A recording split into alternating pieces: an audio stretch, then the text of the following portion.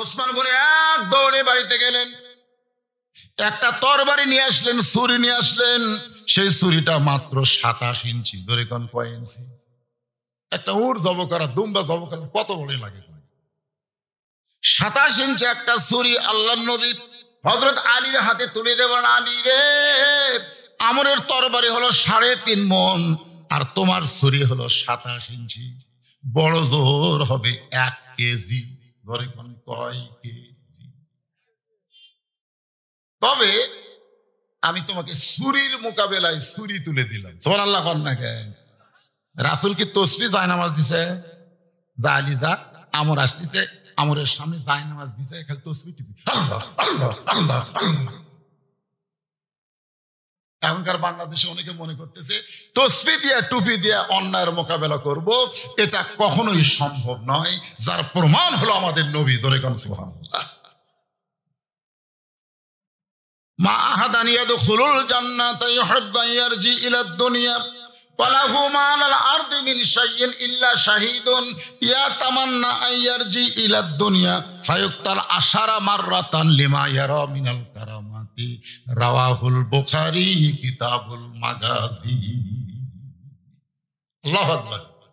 কোরআনের পরে সবচাইতে দামি কিতাবের নাম হলো বুখারী, আর সেই বুখারীর মাগাজি অধ্যায়ে এই ঘটনা। কথাটা খেয়াল করুন।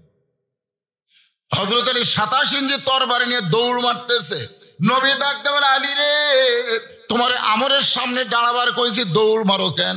আলী বলতেছে, ইয়া রাসূলুল্লাহ, ওই কাফেরের পাটা আমর আপনার পবিত্র চেহারা দেখার আগে আমি আলী ওকে জাহান্নামে পাঠাবার চাই। আপনার বলেন তো, এটা কি তরবারির বলে নাই মানের? যে কাফেরের পাটা আমর যে আপনাকে হত্যা করবার চাচ্ছে, ও আপনার পবিত্র চেহারা দেখার আগেই আমি ওকে জাহান্নামে পাঠাবার চাই। এই বলে হযরত আলী মারছে দৌড়। আমর আসতেছে হাতির মতন, 1000 কাফের তার পিছনে মিছিল করতেছে। মুসলমানের নবীকে কেউ বাঁচাবার পারবে না, মুসলমানের নবীকে কেউ বাঁচাবার পারবে না। মিছিল করতেছে কাফের। মুসলমানের নবীকে কেউ বাঁচাবার? আপনারা বলেন তো, বাঁচানোর মালিক কে? আল্লাযী খালাকাল মাউতা ওয়াল হায়াতা লিয়াবলুয়াকুম আইয়ুকুম আহসানু আমালান ওয়া হুয়াল আজিজুল গফুর। আল্লাহু আকবার বললেন না? আল্লাহু আকবার বললে যে কি খুশি আল্লাহ হয়, আর শয়তান যে কি বেজার হয়। আপনি যখন আল্লাহু আকবার কবেন, খুশি কে? বেজার কে? আর আল্লাহু আকবার না বললে বেজার কে? খুশি কে? আপনারা কাক খুশি করে বেড়াচ্ছেন? যত জোরে আল্লাহু আকবার বলবেন, রাসূল বলেছেন শয়তান তত জোরে দৌড় মারবে। আল্লাহু আকবার পাওয়ার যদি একটু বেশি হয়, দৌড়াতে গিয়ে শয়তানের পাছা দিয়ে বাতাস বাড়াবে। বাতাস বুঝে?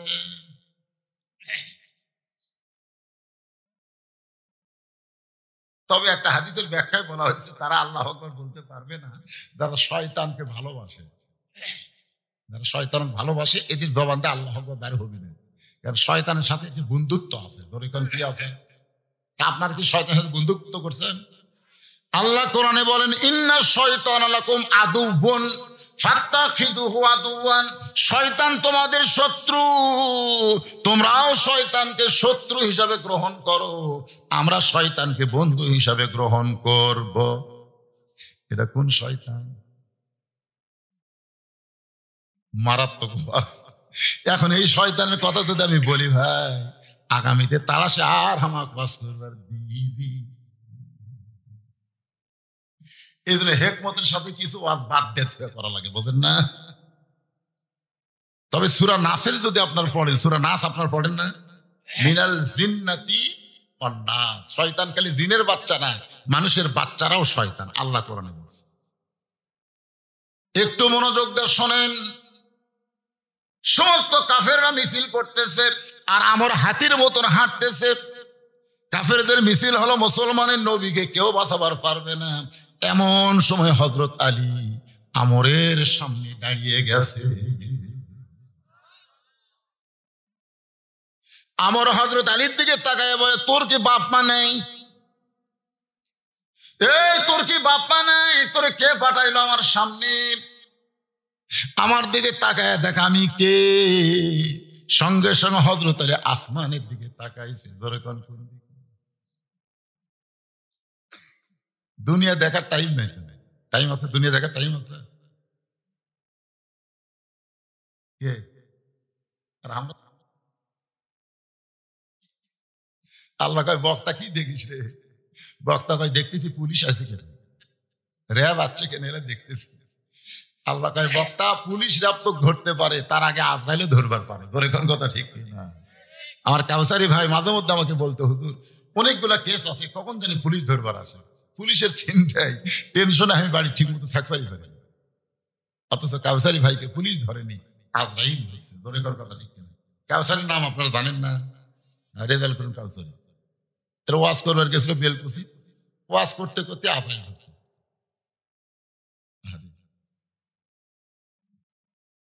হযরত আলী আসমানের দিকে তাকায়া কোরআন থেকে একটা আয়াত তেলাওয়াত করলেন। ওই আয়াত তেলাওয়াত করে 27 ইঞ্চি ছুরির মুখে একটা ফুঁক দিয়া আমরের সামনে একটা দাগ দিলেন। কোরআনে একটা আয়াত আছে পাওয়ারফুল, ধরে কোন সুবহানাল্লাহ। ওই আয়াতটা পড়ে ছুরির মুখে একটা ফুঁক দিলেন। ফুঁক দিয়া আমরের সামনে একটা দাগ দিয়ে বললেন, রে কাফেরের পাটা, তুই কত বড় বাপের বেটা, আল্লাহ নবী তো হত্যা করা দূরের কথা, এই দাগটা ডেঙ্গায় এক ধাপ তুই সামনে যা। সুবহানাল্লাহ। কাফেরের পাটা, তুই কত বড় বাপের বেটা, নবীক মারবি, আমার নবীক মারবি, খেলে দাগটা পার, এই দাগটা পার হতো দেখি। এমন কথা হযরত আলী কইছে আমরের ভিতরে। সুবহানাল্লাহ। আমরের ভিতর কম্পন শুরু হয়ে গেছে। সমস্ত কাফেরা বলতে, মারেন মারেন মারেন, একটা পুষকে আপনার কি করলো, আপনি দেরি করেন, মারেন। যেই মারার কথা কইছে হাজার হাজার কাফের, সঙ্গে সঙ্গে আমর তরবারি ঘাট থেকে নিয়ে আলীকে লক্ষ্য করে যখন মারতে চাই, ইয়ানজুরু বিনুরিল্লাহ, হযরত আলী তাকায় দেখে আমরের তরবারি নাই, আল্লাহ কাঠের তক্তা বানায়া দিছে। সমস্ত কাফেরদের চোখে তরবারি, আলীর চোখে তক্তা।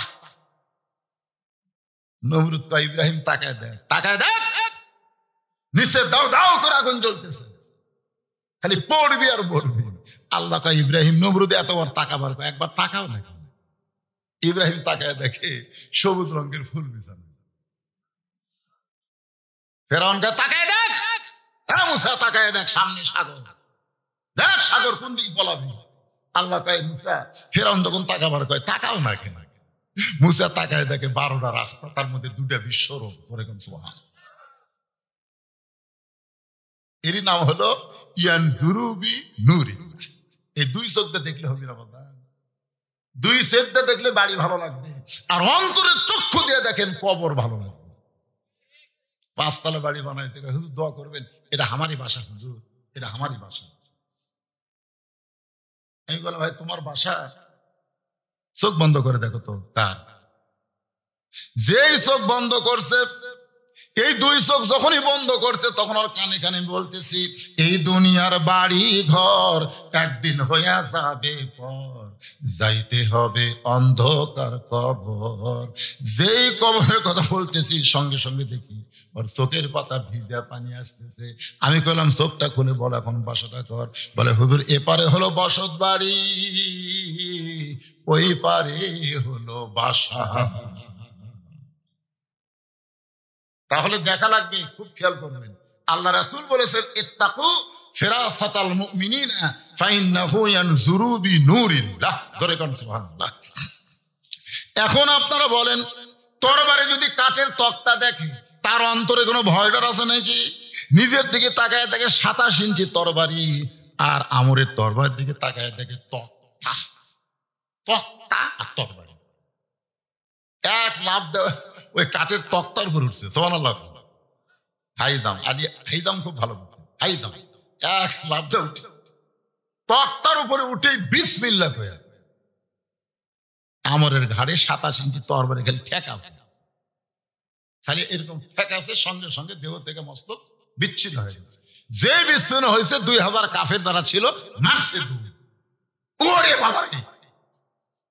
আপনারা কি মনে করতেছেন ওরকে পাওয়ার নেই? তো পাওয়ার আছে আমাকে, ধরে কোন কথা ঠিক কিনা? কিন্তু আমরা সামনে যাবার পারতেছি না। আমরা বাতিলের সঙ্গে আপোষ করে বাঁচবার চাই, কিন্তু একজন ইমানদার মরে যাবে, বাতিলের সঙ্গে এক মুহূর্তের জন্য আপোষ করতে পারবে?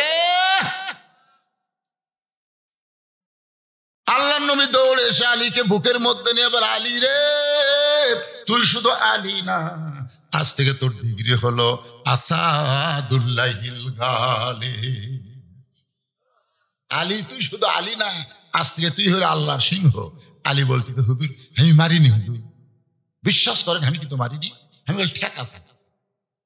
আল্লাহ রাসূল বলেন, চুপ চুপ চুপ, খবরদার আমার কানত দিছে, এই কথা জানার কারো কানত দিও না। সেগুলি কিন্তু দেখছে তুমি মারছি। আলী কয়, না হুজুর আমি মারিনি, আল্লাহ শপথ করে বলতেছি আমি তাহলে ঠিক আছে। সুবহানাল্লাহ। তাহলে মারলো কে? কথা কয় না, মারলো কে? আলী মারছে। আমাদের কাম কি মারা? আমাকে একজন বলে, হুজুর শেখ মুজিবুর রহমানকে হত্যা করছে, জিয়াউর রহমানকে হত্যা করছে, আর জিল্লুর রহমান মরছে। খুব খেয়াল করবেন, আমি আজ পর্যন্ত বাংলাদেশের কোনো মানুষকে বলতে শুনিনি শেখ মুজিবুর রহমান মরছে। এটা কেউ কয় না, মারছে। জিয়াউর রহমান মারছে, জিল্লুর রহমান মরছে। এখন আপনারা বলেন তো কোরআনুল হাকিমের অর্থে কি বলা যাবে? মারা আর মরা, এর মধ্যে তফাৎ কি? অথচ আল্লাহ কোরআনে ডাইরেক্ট বলতেছেন খালাকাল মাউতা ওয়াল হায়াত, আমি মারি আমি বাঁচাই। ধরে কোন সুবহানাল্লাহ। দোষ কিন্তু আল্লাহর হয় না। 40 বছর পরে এদের ফাঁসি হয়। ধরে কোন কথা ঠিক কিনা? হয় কি হয় না? একটু মনোযোগ দিয়ে কথাগুলো শুনবেন। আল্লাহ নবী বলেন, চুপ, আজকে না একদিন তোমাকে বলবো কে মারছে। ওই যে চুপ হয়ে গেল হযরত আলী। আর যে আয়াতে কারিমা পড়ে সুরের আগায় ফুঁক দিছে, আমি একটা ওয়াজও বাদ দিব না। এবার হোসেন বলতেছে, রে ইয়াজিদের সামসারা, আমার মা শুধু খাতুনে জান্নাত নয়, আমার মা হলো ফাতেমা তো জোহরা। জোরে কোন সুবহানাল্লাহ। ইন্না নাহনু নাযালনা যিকরা ওয়া ইন্না লাহু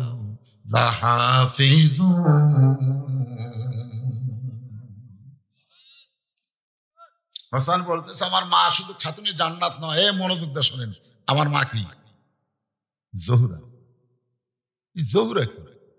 বড় পীর আব্দুল কাদের জিলানীর নাম শুনছেন? শুনছেন? উনি একদিন জান্নাতুল বাকি জিয়ারত করতেছেন। ওই রাসূল রওজার পাশে সবচেয়ে বড় গোরস্থান, এর নাম হলো জান্নাতুল বাকি। জিয়ারত করতেছেন, পিছনের কতগুলো মুরিদ বলতেছে, হুজুর আপনি চোখ বন্ধ করলে দুনিয়ার খবর বলতে পারেন। আপনি একটু চোখ বন্ধ করে দেখেন তো, এই জান্নাতুল বাকির কোন জায়গায় ফাতেমার কবর? আব্দুল কাদের জিলানী চিল্লায়, চোখ বন্ধ করলে শুধু দুনিয়ার খবর না, আল্লাহর আরশের খবর আমি জানবার পারি। তুই কি কর? চোখ বন্ধ করলে খালি দুনিয়ার খবর না, আল্লাহর আরশের খবর আল্লাহ আমাকে জানাই। কিন্তু জান্নাতুল বাকির কোন জায়গায় ফাতেমার কবর আছে এটা আমি বলবার পারবো না। সমস্ত মুরিদ বলে, হুজুর চোখ বন্ধ করলে দুনিয়ার খবর বলতে পারেন, কিন্তু জান্নাতুল বাকির মধ্যে মা ফাতেমার কবর, এইটা কেন আপনি বলতে পারবেন না? আব্দুল কাদের জিলানী বললেন, আমার মা ফাতেমা হলো জোহরা। সমস্ত মুরিদ বলে, হুজুর জোহরা মানে কি? আমার মা বোনদের জন্য ওয়াজটা করতেছি, আপনারাও একটু মনোযোগ দিয়ে শুনবেন। কারণ মা বোনেরা যদি ভালো না হয়, পেটত বাচ্চা উঠে 6 মাস থাকে, স্বামীর কানত ফিস ফিস করে, আমি কিন্তু সিজার করি, আমি কিন্তু সিজার। কি বলবো প্রসবের কথা, মা বিনে সেই ব্যথা কেউ তো বুঝিবে না। মাজন ঠেকিয়া সন্তানের দায়, অকালে মা মারা যায়, কেন সে মায়ের ভক্তি করো না? এমন দরদি হবে কেউ হবে না আমার মা গো। আমার এলাকার যে কয়টা ডাক্তার আছে, একটা ডাক্তারের বউ সিজার করে বাচ্চা হয় না, একটা। আমি এক ডাক্তারকে বললাম, কে ভাই আপনার কয়টা বাচ্চাকে? দুটো। সিজার কি কোন সিজার করে বাচ্চা নিলে মায়েরও ক্ষতি বাচ্চারও ক্ষতি। আমি বললাম কেন? বলে এই জন্য ক্ষতি হয়, বাচ্চা হওয়ার আগেই বাচ্চা বার করে। বাচ্চা হওয়ার একটা নির্দিষ্ট সময় আছে না, কিন্তু ওর 2 দিন আগে যদি বার করে তাহলে বাচ্চার বিশাল ক্ষতি হয়। বাচ্চা ঘুমের মধ্যে থাকি পেট কেটে বার করে। ডাক্তারের টেকা খাওয়ার পরে কি হলো? বেকা হয়ে আছে, টেড়া হয়ে আছে। কথা ঠিক। এই কথাগুলো ভয় দেখায়, পেট কেটে টেকা নেয়, বাচ্চার ঘুমি ভাঙ্গেনি, 2 দিন পরে দুনিয়াতে আল্লাহর হুকুমে আসবে। সুবহানাল্লাহ। তার আগে পেট কেটে বার করছে, এর কথাই কয় না, ঘুমোতেছে। তখন ডাক্তাররা পাও ধরে ঘুরে, ঘুরাতে ঘুরাতে এখন ভয়টা, এই যে বাচ্চার মাথা বিগড়ে দিল, এরা আর কোরআনের মাহফিলে বসবে না, এরা আর্জেন্টিনা ব্রাজিল নিয়ে পাগল হবে। কথা ঠিক।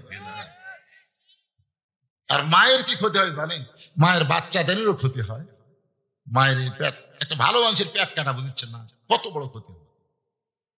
এই জন্য ডাক্তারের বউ কোনোদিন সিজার করে না, মৌলবীর বাড়িতে কোনোদিন মিলাদ হয় না। আমাদের মতন মৌলবী যারা, এরকে বাড়িতে কিন্তু মিলাদ হবে না, তারা পরের বাড়িতে পড়ে। ধরে খান কথা ঠিক।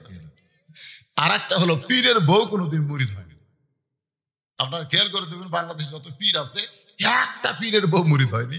কারণ বউ জানে না আমার স্বামী 1 নম্বর লুচ্চা, মাঝে মধ্যে মুরিদের বইয়ের দিকে চোখ মারে, এই শালার কাছে মুরিদ হবে। তাহলে কয়টা করলাম? একটা হলো ডাক্তারের বইয়ের সিজার লাগে না, মৌলবীর বাড়িতে মিলাদ হয় না, আর পীরের বউ মুরিদ হয় না। একটু মনোযোগ দিয়ে শুনবেন। আব্দুল কাদের জিলানী বলে, রে মুরিদেরা, জোহরা মানে যদি জানবার চাও তাহলে শোনো। এশার নামাজ পড়ে হযরত আলী ঘরের ভিতরে, এশার নামাজ পড়ার পরে প্রত্যেকটা পুরুষ মানুষ যাবে ঘরের ভিতরে, এদের আর বাহিরে থাকা যাবে।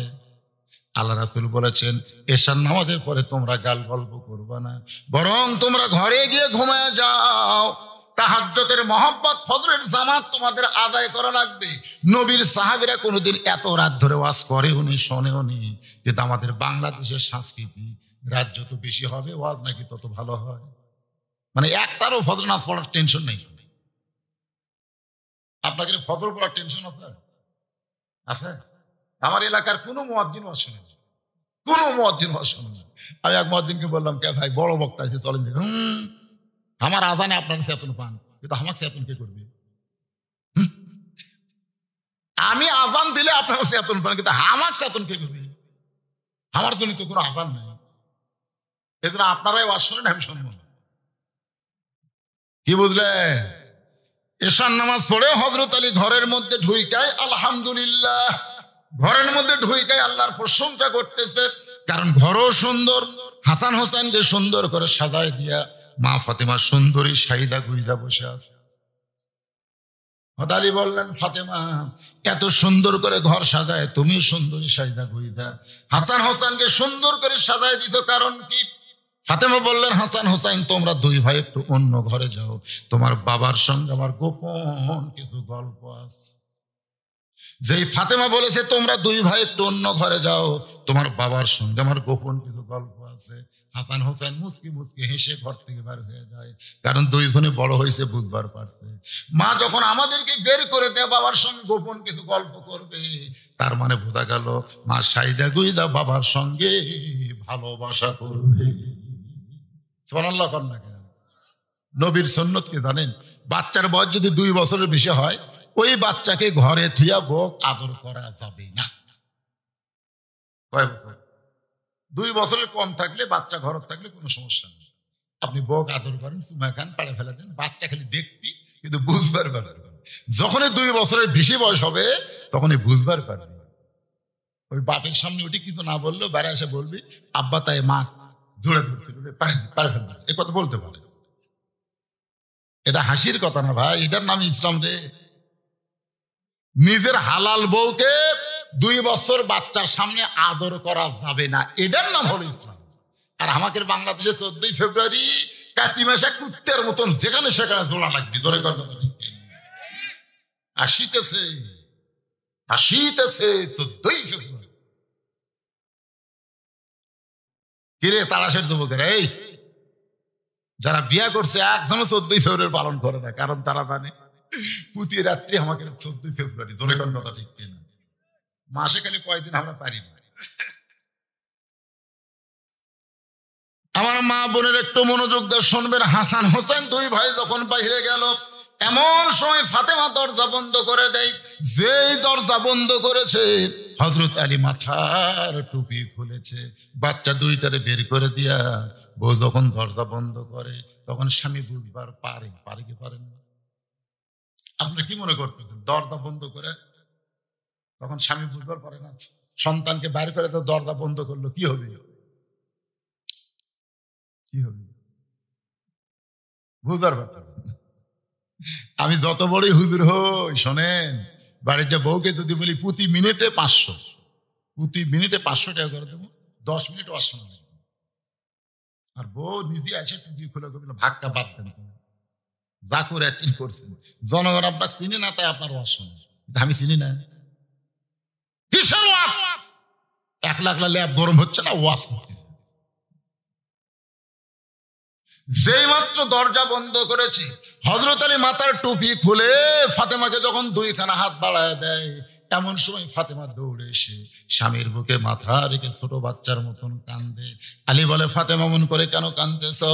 ফাতেমা বলে, আর কোনোদিন ঘর সাজাবার পারবো না, আর কোনোদিন হাসান হোসেনকে সাজা দিবার পারবো না, আর কোনোদিন সাইজা গুইজা আপনার সামনে দাঁড়াবো, সেই সময় আমার হবে না, কারণ আজকে গভীর রাত্রে ফাতেমার মৃত্যু হবে। যেই মাত্র কইছে গভীর রাত্রে ফাতেমার মৃত্যু হবে, গাছের গোড়া কাটলে গাছটা যেমন ঠাস করে পড়ে যায়, হযরত আলী তেমনি পড়ে গেলেন ঘরের মাঝায়। মা ফাতেমা মুস্কি মুস্কি হাসে। সুবহানাল্লাহ। যিনি গভীর রাত্রে মৃত্যুবরণ করবে, তিনি মুস্কি মুস্কি হাসে, দৌড়ে গিয়া ওই স্বামীর মাথাটা উরাতের উপর নিয়ে কপাল একটা চুম্বন দিয়া বলে, স্বামী গো, এতদিন ধরে আমি বিশ্বাস করি আপনি হলেন জ্ঞানীর সম্রাট, আপনি হলেন একজন বীর, একজন জ্ঞানী এবং বীর মানুষ। বিবির মৃত্যুর কথা শুনে এমন করে কেন পড়তেছেন? আপনি কি জানেন না আসলে যাইতে হবে? সবাই জবান খুলে বলেন, আসলে যাইতে হবে। আপনারা কারা এ দুনিয়াতে থাকার জন্য আইছেন? গন্ত থাকবেন না যাবেন? একটা গান আছে আব্দুল আলিমের, শুনছেন? কোন বনেরই পাখি তুমি, আইলারে কোন বনে, আবার কোন বনেতে যাইতে হবে, পড়ছে নাকি মনে? মনে পড়ে না ভাই রে, মনে পড়ে না। গল্প করতেছে, হুজুর অমুকের ফাঁসি হলো, অমুকের ফাঁসি হলো, অমুকেরও ফাঁসি হবি হুজুর। আমি বললাম, কে ভাই? অমুকের ফাঁসি হলো, অমুকের ফাঁসি হলো, অমুকের ফাঁসি হলো, যে তোর যে মৃত্যু হবি, যেই কথা চুপ করলো। কেরে পাগলা, ফাঁসির তারিখ আছে রে, মরার কিন্তু তারিখ নাই। আপনার বলেন তো ফাঁসির তারিখ নাই? যে অমুক তারিখে ফাঁসি হবে, যেটা তারিখ দেওয়া ভাই, মরার আগে কিন্তু সাইড হয়, নামাজ পড়ে, তওবা করে, কোরআন পড়ে, কান্দে, আল্লাহ অমুক তারিখ আমার ফাঁসি হবে, আল্লাহ হাও তুই মাফ করে দেবো আল্লাহ। ফাঁসির দড়ি যখন গলা দিচ্ছে, তখন কলমা পড়তে পড়তে ফাঁসি কার্যকর হলো। আর আমরা যারা যখন তখন মর্ম, আমাদের কলমার কোনো গ্যারান্টি আছে না। ও এখন বলতে তো, হুজুর এদিক দিয়ে চিন্তা করলে মরার চাইতে ফাঁসি। তাহলে ওনারা হলো ফাঁসির আসামি, আর আমরা হলাম মৃত্যুর আসামি। আপনারা বলেন তো কোন আসামি বড়, ফাঁসি না মৃত্যু? কথা কন না, একেবারে বোঝেন না, এত বোঝানোর বুঝতেছেন না কোনটা বড়, ফাঁসি না মৃত্যু? আমরা বাংলাদেশে ফাঁসির আসামি নিয়ে চিন্তা করি, কিন্তু আমরা মৃত্যুর আসামি একটা বড় চিন্তা করি না। যে কোনো সময় আমাদের মৃত্যু হবে, আসলে যাইতে হবে। একসঙ্গে দুইজন উঠছে,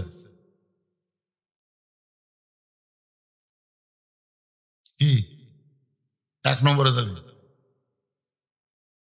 সবাই একটু অন্তর থেকে বলেন, আসলে যাইতে হবে বাড়িতে না। এখানে এসেছেন বাড়িতে যাবে, এমন একজন লোক হিম্মত করে বলেন তো, হুজুর আমি এখান থেকে বাড়ি যাবই, বলেন। একটা লোক হিম্মত করে বলেন। তাহলে সেই গ্যারান্টি যদি না থাকে, এত অন্যায়, অবিচার, জুলুম আমরা কেন করতেছি ভাই? কেন আমরা এরকম করতেছি? 100 টাকা দিয়ে 10 টাকা বাড়তি খাই। হাই রে, সুদের ব্যবসা চলতেছে রে। আমি হাদিস পড়ে দেখলাম যে সব গুনাহ আল্লাহ তওবা করলে মাফ করবে, কিন্তু যারা সুদ খাচ্ছে এরা তওবা করলেও আল্লাহ মাফ করবে। এরকে ভাগ্যে তওবা কবুলের সম্ভাবনা নাই। সাহাবারা বললেন, ইয়া রাসূলুল্লাহ, যারা সুদ খাইছে তাদের তওবা করলেও কেন আল্লাহ মাফ করবে না? আল্লাহ নবী বললেন, যাদের কাছ থেকে সুদের টাকা নিছে তাদেরকে ফেরত দেওয়ার পরে তারা যদি মাফ করে তারপরে আল্লাহ তার তওবা কবুল করবে। এখন আমাদের বাংলাদেশ সুদ কম না বেশি? মনে হয় আপনাকে লাগাত নাই। কেবল আল্লাহর বান্দার একটু মনোযোগ দিয়ে শুনবেন। ফাতেমার স্বামীর কপালে চুমা দেয়, বলে, স্বামী গো, এমন করে আপনি কাঁদবেন না, কারণ আসলেই যাইতে হবে। আমি পর্দানিশী ফাতেমা সবসময় আল্লাহর কাছে বলেছি, আল্লাহ আমার মৃত্যুটা তুমি পর্দার মধ্যে দিও। আল্লাহ আমার দোয়া কবুল করেছে। আজকে গভীর রাত্রে আমার মৃত্যু হবে। আমি মরে যাওয়ার পরে আমার 3টা চাওয়া আপনার পুরা করা লাগবে। 1 নম্বর চাওয়া হলো রাতের অন্ধকারে মৃত্যুবরণ করব। দিনের আলোতে আমাকে দাফন করবেন না, রাতের অন্ধকারেই আমাকে দাফন করবেন। আমার 2 নম্বর চাওয়া হলো আমার কোনো জানাজার ব্যবস্থা করবেন না। আমার 3 নম্বর চাহিদা হলো আমার লাশটা কিন্তু খাটনিতে তোলা চলবে না। আপনি যদি পারেন আমার কবর খুঁড়বেন, যদি আপনি না পারেন আপনার একান্ত বন্ধু যদি কেউ থাকে তারে একটু বলবেন সে যেন গোপনে কবর খনন করে দেয়। হযরত আলী গভীর রাত্রে আবু যার গিফারী জানলার কাছে বিষাক্ত সাপ যেমন ফসফস করে কান্দে, হযরত আলী তেমন করে কাঁদতেছে। আবু যার গিফারী চমকে গেল, এই গভীর রাত্রে এমন করে কে কান্দে রে? বের হয়ে দেখে আসাদুল্লাহিল গালিব হযরত আলী কাঁদতেছে। আবু যার গিফারী বলে, আলী ভাই, জীবনে কত যুদ্ধ করলাম তোমার সঙ্গে, কোন যুদ্ধে তোমাকে পরাজিত হতে দেখি নাই, আজ কেমন করে কেন পরাজিত সৈনিকের মতন কাঁদতেছ? আলী বলতেছে, আবু যর, জান্নাতুল বাকির পূর্ব কোনায় সবুজ রঙের একটা বাতি জ্বলতেছে, বাতি বরাবর কবর কর। আবু যর বলতেছে, এখনো কেউ মরে নাই, কার জন্য কবর করব? আর রাতের অন্ধকারে কেন কবর করা লাগবে? দিনের বেলায় কি কবর খনন করা যাবে না? আলী বলতেছে, আবু যর, একজন পর্দানিশী গভীর রাত্রে মৃত্যুবরণ করবে, এই গভীর রাত্রে তাকে দাফন করা লাগবে। আবু যর বলতেছে, আলী ভাই, সেই পর্দানিশী কে গো? তার নাম কি আপনারা জানেন নাই? আলী বলতেছে, আবু যর, 6 মাস আগে আমার হাসান হোসাইন নানা হারাইছে, আজকে গভীর রাত্রে মা হারাবে। আবু যর বলতেছে, এটা হতে দেওয়া যায় না। এখন পর্যন্ত হাসান হোসেনের চোখের পানি শোকে নাই, সব সময় চোখ দিয়ে পানি পড়ে। রাস্তার মধ্যে কারো পাইলি বলে, আমার নানা কোথায়? তোমরা কি বলতে পারো?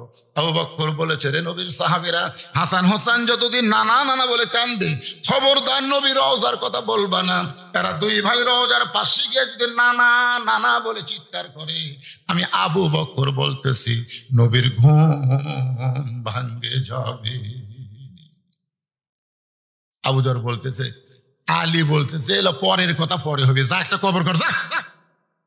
আবু যর কোদাল নিয়ে কবর খুঁড়তে গিয়ে দেখে সবুজ রঙের একটা বাতি জ্বলতেছে, যেই বাতির কোনো তার নাই, কোনো সুইচ নাই, বিনা তারে বিনা সুইচ আমার আল্লাহ তাআলা অটোমেটিক জ্বলায়া দিছে। সবাই সুবহানাল্লাহ বলেন। আমার আপনার কবর কি বাতি থাকবে? থাকবে রে, থাকবে।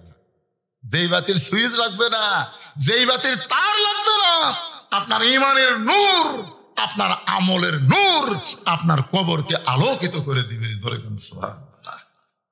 আবু যর তাকায় দেখে খালি বাতি জ্বলতেছে, তার নাই, সুইচ নাই, লটকানোরও কোনো জায়গা নেই। কিভাবে জ্বলতেছে? নিচের দিকে তাকায় দেখে আলো গোলাকার হয়ে পড়েনি, চৌকোনা হয়ে আলো। ওই আলোর মধ্যে আবু যর গিফারী কোদাল দিয়ে কবর খোঁড়া শুরু করলেন। কবর খুঁড়তে খুঁড়তে এক সময় বলে, কবর রে, তুই কি বলতে পারিস এই গভীর রাত্রে কবর খুঁড়তে কেন আসলাম? দিনের বেলা কবর না করে এই গভীর রাত্রে কবর খুঁড়তে কেন আসলাম রে? কবর তুই কি বলতে পারিস? তোর মধ্যে এমন একজন মহিষী নারীকে দাফন করা হবে, আল্লাহ নবীর মেয়ে হওয়ার পরেও নবী তাকে মা বলে সম্মান করেছে। কবর তোর মধ্যে এমন একজন মাকে কবর দেওয়া হবে যার 2টা সন্তান জান্নাতি যুবকদের সর্দার হবে। এ কবর তোর মধ্যে এমন একজন বিবিকে রাখা হবে যার স্বামী হলো আসাদুল্লাহিল গালিব। খবরদার কবর বেয়াদবি করবি না। এই বলে আবার যখন কোদাল মারতে চাই, এমন সময় কবরের ভিতর থেকে কে যেন বলতে বুঝর, এই কবরকে সাবধান না করে বরং যারা কিয়ামত পর্যন্ত কবরে আসবে তাদেরকে সাবধান করো। এই কবরকে সাবধান না করে বরং যারা কবরের মধ্যে আসবে তাদেরকে সাবধান করো। এখানে কিন্তু কবর মা ফাতেমার কথা বলে নাই, এখানে কবর আমাদের কথা বলেছে। ধরে কোন ঠিক কিনা? এই কবরে যারা আসবে তাদেরকে সাবধান করে দিও। কার মেয়ে, কার মা, কার বিবি এইটা কবর দেখবে না। কবর প্রেসিডেন্ট দেখবে না, প্রধানমন্ত্রী দেখবে না, কবর হুজুর হাজি দেখবে না। কবরে যদি জান্নাতের বাগান পাবার চায় তাহলে কবরের পাথেও নিয়ে কবরে আসতে হবে। কবরের পাথেও নিয়ে কবরে যাওয়া লাগবে। ভাইজান, আমি যখন উঠছি তখন থেকে এ পর্যন্ত 1-1 ঘন্টা বাদ হয়নি। 1-1 ঘন্টা হয়েছে মাশাআল্লাহ, 1.5 ঘন্টা হয়েছে। আমাকে খাতা দিয়ে একটা সিগন্যাল দিয়েছে। খাতা দেওয়া মানে একটা সিগন্যাল। আমি ওয়াজ করবো, কোন আয়াত পড়ে ওই তরবারির মুখে ফুঁ দিছে মনে আছে আপনাকে?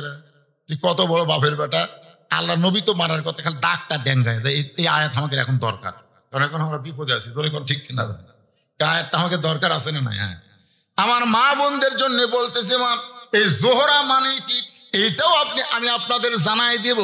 আমাদের জন্য না হলো মা বোনদের জন্য ওয়াজটা শোনা একান্তই দরকার। কিন্তু এই যে গোরস্থান, এই যে কবর, এই কবরে সবাইকে যাইতে হবে। কবরের কথাই যখন আইছে, কিন্তু যেদিন ডাক পড়িবে কবর মাঝে যাইতে, জোগাড় কিছু করছো বন্ধু তার মাঝে বিছাইতে। আপনারা এই দেওড়া ইল্লি পাড়ার সমস্ত মানুষ মিলে এক জায়গা থাকবেন, ঠিক কিনা বলেন? সবার বাড়ি কি এক জায়গা? কথা কয় না, সবার বাড়ি কি এক জায়গা? সবাই কিন্তু বহু মারামারি করেন, গন্ডগোল করেন, হুড়াহুড়ি করেন, কিন্তু মরার পরে সবাই কয় জায়গা থাকবে? কি ভালো নিয়ত দেখছেন। যখন আমরা হুড়াহুড়ি করে পারবো না, ঠেলাঠেলি করে পারবো না, তখন আমরা এক জায়গা। আর যখন আমরা ঠেলাঠেলি হুড়াহুড়ি ঝগড়া করে পারবো, তখন খালি ভিন্ন ভিন্ন থাকবো। অথচ আল্লাহ কোরআনে বলছে, ওয়াতাসিমু বিহাবলিল্লাহি জামিআ ওয়ালা তাফাররাকু। জান্নাতুল বাকি প্রথম পৃথিবীর সম্মিলিত কবরস্থান আল্লাহ রাসূল নির্মাণ করেছেন। রাসূল বললেন সবাই মিলে একসঙ্গে থাকবো। সাহাবারা বললেন, ইয়া রাসূলুল্লাহ, সবাই মিলে একসঙ্গে থাকার হিকমত কি? আল্লাহ রাসূল একটা দৃষ্টান্ত দিলেন, আমি দিচ্ছি আপনাদের। মনে করেন আমি গরমের মধ্যে ওয়াজ করতেছি, গরমের মধ্যে আমার গাও খুব ঘামতেছে ওয়াজ করতে করতে, তখন মাহফিল কমিটি একটা ফ্যান নিয়ে আসে, ওটি সেট করছে, আমাকে নিয়ত করে হুজুর ঘামতেছে, হুজুর যেন বাতাস পায়। কিন্তু আমার আশেপাশে যারা আছে এদের নিয়ত কিন্তু ওখানে ফ্যান দেওয়া না। কিন্তু আমার কাছে ওরা থাকার কারণে বাতাস পাবে কি পাবে না? কেন পাবে? একসাথে।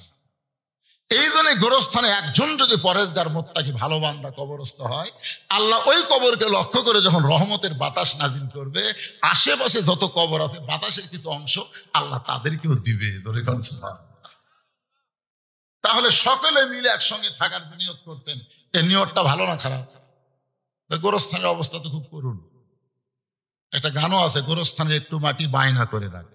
যে বাড়ি থাকা যাবে না সেই বাড়ি আপনি লাখ লাখ টাকা দিয়ে বানাতেছেন, আর যেই কবরে 50,000 বছর কমপক্ষে থাকা লাগবে। গত বছর ওয়াজ করছি, সেই কবরকে লক্ষ্য করে এমন কোন আল্লাহর বান্দা আছে যে 10,000 টাকা নগদ বাকি এই গোরস্থানের উন্নয়নে দান করবেন?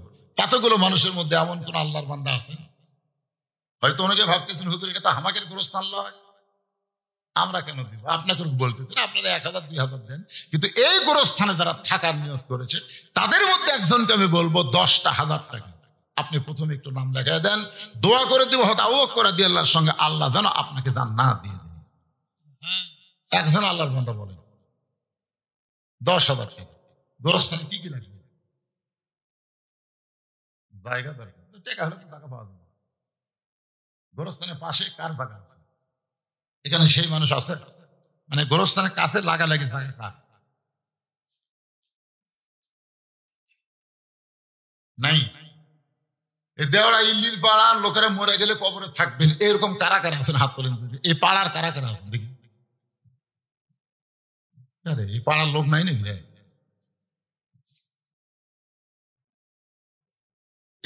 মুড়ে একটা দেখা যাচ্ছে। ঠিক আছে, হাত নামান। অন্য পাড়া থেকে যারা আছেন তারা একটু হাত তোলেন তো, সবই বাহিরে বাইরে। এখন আপনারা গোরস্থান করবেন, আপনাদের পাড়ার গোরস্থানে বাহিরের লোকেরা টাকা কি দিবেন?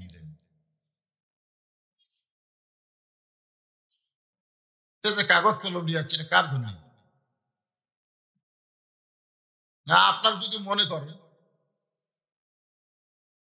বাদ দেব,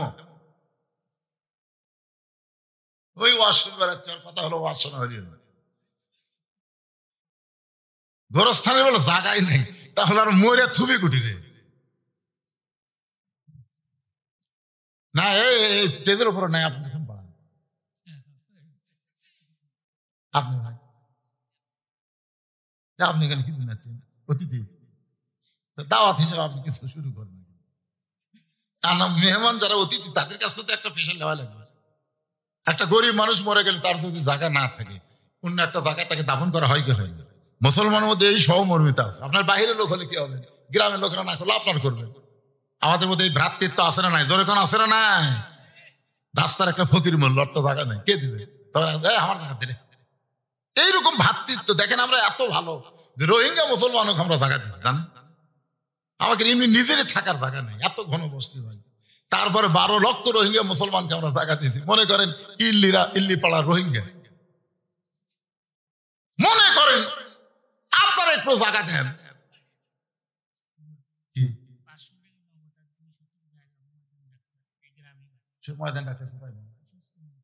আরে পাওয়া গেছে 2% জায়গা নগদ 500 টাকা দিচ্ছে। 2 শতক জায়গার দাম কত হইল? না না, কত দাম? কি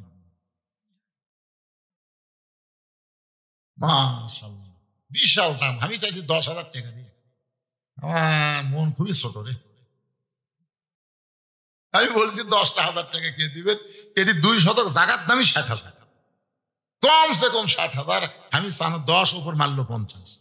দিল্লি পাড়ার লোকেরা রোহিঙ্গা লয় বাবা, রোহিঙ্গা লয়। আমি কথা উইথড্র করে নিলাম। লিল্লাহে তাকবীর। কি নাম ওনার? ময়দান আলী।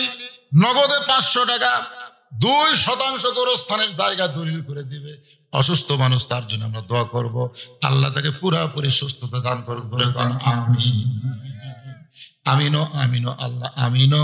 দানকারীর জন্য হও তুমি জান্নাতের জামিন। আমার ভাই দান দিলেন, নাম কি ভাই? শাহিন আলম আমার ভাই 1000 টাকা নগদে করছে দান। আজকের মাহফিলের মেহমান, আল্লাহ তার দান কবুল করেন। আল্লাহ নেক নিয়ত নিয়ে আসো। এ ভাই ওঠেন না ভাই, এই সোনার ভাই ওঠেন না। আমি আবার ওয়াজ করবো ভাই, 10টা মিনিট একটু আদায় করি। 10টা মিনিট আদায় করে দেবেন না আপনারা?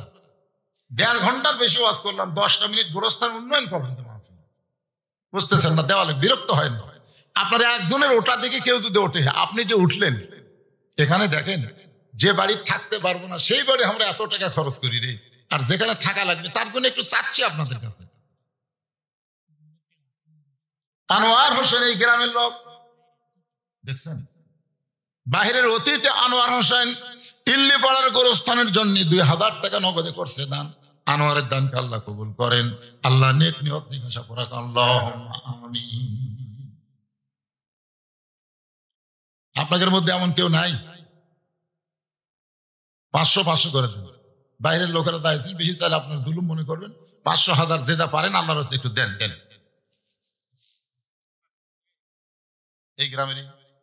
এই গ্রামের ইসমাইল হোসেন 500 টাকা দান করেছে। আল্লাহ ইসমাইলের দানকে আল্লাহ আপনি কবুল করেন, আল্লাহ নেক নিয়ত নিকাশা করেন। আল্লাহ তোমার নাম কি? শাহ আলম তরুণ ছেলে 1000 টাকা দান করছে গোরস্থানের জন্য। আল্লাহ শাহ আলমের দানকে আল্লাহ আপনি কবুল করেন, আল্লাহ নেক নিয়ত নিকাশা করেন। আল্লাহ ফরিদুল ইসলাম একজন যুবক 500 টাকা দান করছে। একটা যুবক মানুষের কবরের কথা মনে করে 500 টাকা দান করেছে। আল্লাহ দান কবুল করেন, আল্লাহ যে নিয়তে দান করলো নেক নিয়ত নিকাশাকে কবুল করেন। আল্লাহুম্মা আমিন। দেন। রেখে দিল বাবা। আপনি নাম তাহের? আবু তাহের বাবা যে আমার না ভাই হবে, আবু তাহের ভাই আমার 2000 টাকা দান করেছে, কারণ জাকিরের চাচা তাহলে আমার ভাই হচ্ছে। আল্লাহ 2000 টাকা দান করেছে, আল্লাহ তার দানকে কবুল করেন। আল্লাহুম্মা আমিন। ভাইজান দেরি করেন, এই পাড়ার লোকেরা যারা দিবেন তাড়াতাড়ি দেন তো। লোকজনের একটু বাইর থেকে কষ্ট করে আইসে ওয়াজ শোনার জন্য। দেন, তাড়াতাড়ি দেন, 10 মিনিটের মধ্যে দেওয়া শেষ করে। নগদ বাকি যে না পারবেন, কাগজ কলম আছে তো, যদি নগদ না পারেন বাকি দেন। মাশাআল্লাহ, একটা জামাই পাওয়া গেছে। ফরিদুল ইসলাম এই গ্রামের জামাই, শ্বশুরের গ্রামের গোরস্থানের নগদে 2 টাকা 10 টাকা দান করেছে।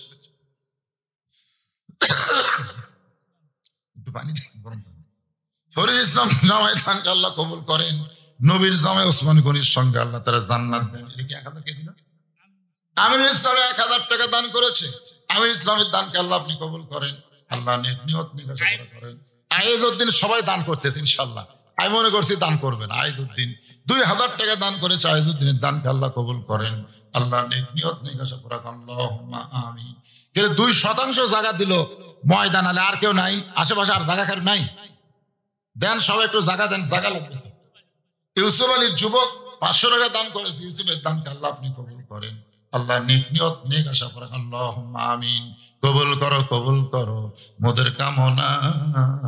দানকারীকে দিবেন জান্নাত, আল্লাহ নিরাশ করবেন না। উজ্জ্বল, আল্লাহ তোমার বান্দা 2000 টাকা দান করেছে। আল্লাহ দানকে কবুল করেন।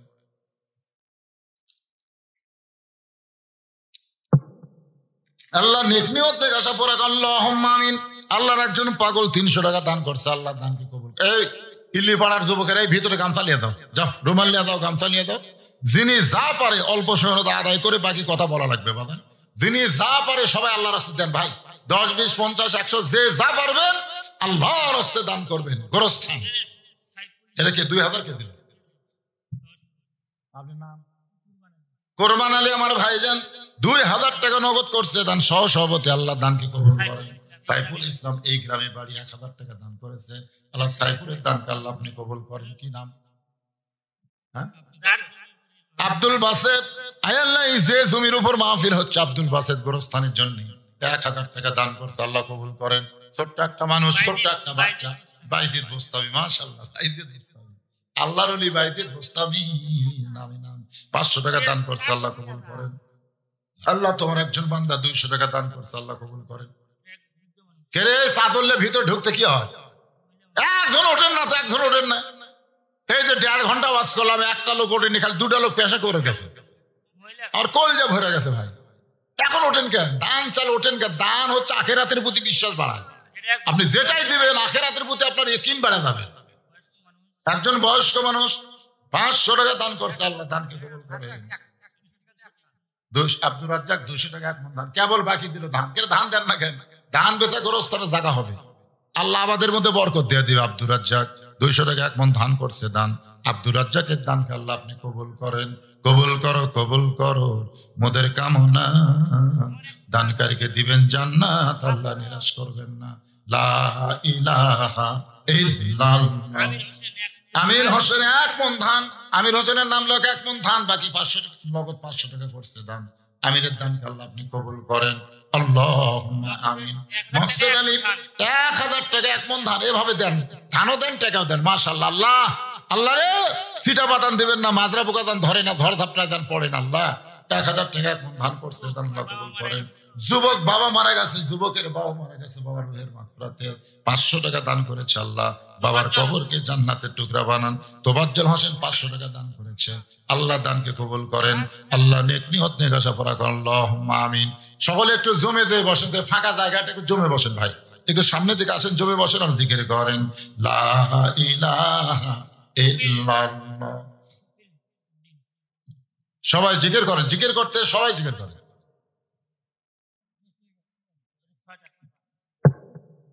লা ইলাহা। দবির উদ্দিন বাইরে থাকে, কোন দেশে? আচ্ছা, গোয়াল মিশার দবির উদ্দিন 500 টাকা বাইরে থেকে দান করেছে। আল্লাহ যেখানে থাক ভালো থাক। আর একজন আল্লাহর বান্দা 500 টাকা দান করছে। আল্লাহ দান কবুল করেন। লিল্লাহি তাকবীর। সভাপতি তাই না? সহসভাপতি 2000 দিয়েছে, দেখছে সহসভাপতি 2000, আমি তো ডবল মারবো। আরে 1000 টাকা দিলে একটা খাস পুরা হয়, 5 ওয়াক্ত নামাজ। 5000 আল্লাহ 5000 5 ওয়াক্ত নামাজের পুরা সব দিয়ে দিও। আল্লাহ সভাপতি সাহেব নগদে 4000 টাকা দান করছে। আল্লাহ তার দানকে কবুল করেন। আল্লাহুম্মা আমিন। কে নাম? আলাউদ্দিনের নাম লেখেন, আলাউদ্দিন নাম লেখেন, নগদে 500 বাকি 1 মণ ধান করছে দান, আলাউদ্দিন দান কবুল করেন। সোহরাব আলী 1000 টাকা দান করছে, আল্লাহ সোহর আলী দানকে আল্লাহ আপনি কবুল করেন, আল্লাহুম্মা আমিন। আব্বাস 500 টাকা দান করছে, আল্লাহ আব্বাসের দানকে কবুল করেন। আব্দুল আলী 500 টাকা দান করছে, আল্লাহ কবুল করেন। শফি 1000 টাকা দান করছে, আল্লাহ কবুল করেন। নাম মনে নাই, আল্লাহ 500 টাকা দান করলো, আল্লাহ কবুল করেন, আল্লাহুম্মা আমিন। আমজাদ হোসেন 500 টাকা দান করছে, আল্লাহ কবুল করেন। 1 মণ ধান দেও, আবাদ করে না, তোমাদের মতো নিয়ম জেনারেশন না দিলে বুড়ারা তো দেবে না। বাকির কথা শুন, আল্লাহ 1000 টাকা নগদে, কি নাম বাবা, নাম কি রে? জাহাঙ্গীর আলম 1000 টাকা নগদে দান করেছে, আল্লাহ জাহাঙ্গীরের দানকে আল্লাহ আপনি কবুল করেন, আল্লাহ নেক নিয়ত নিয়ে আশা করা, আল্লাহুম্মা আমিন। আল্লাহর একজন বান্দা 300 টাকা দান করছে, আল্লাহ কবুল করেন।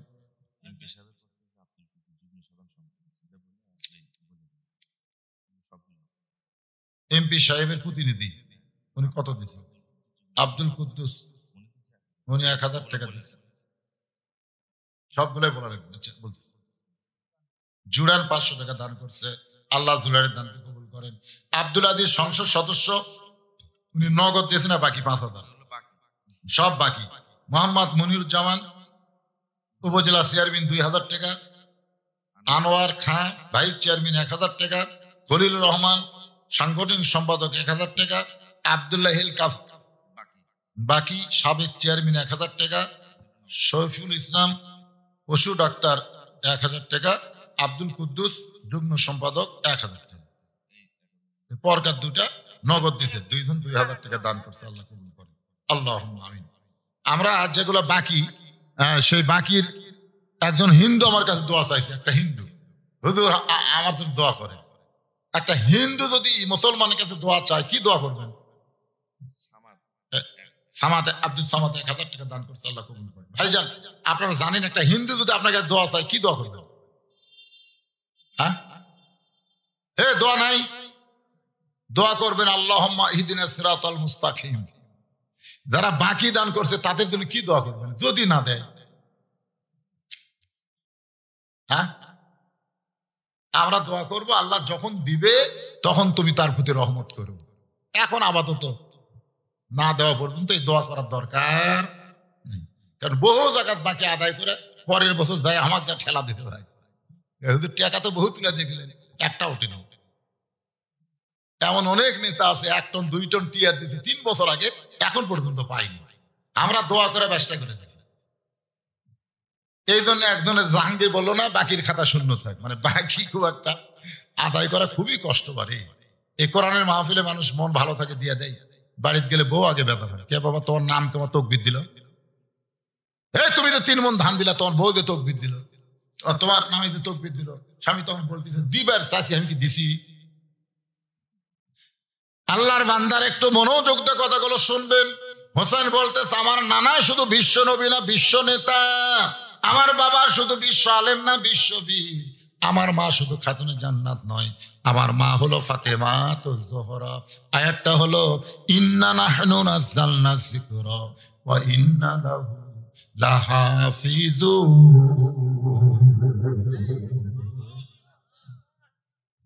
এই কোরআন আল্লাহ জিকির হিসাবে নাজিল করেছে।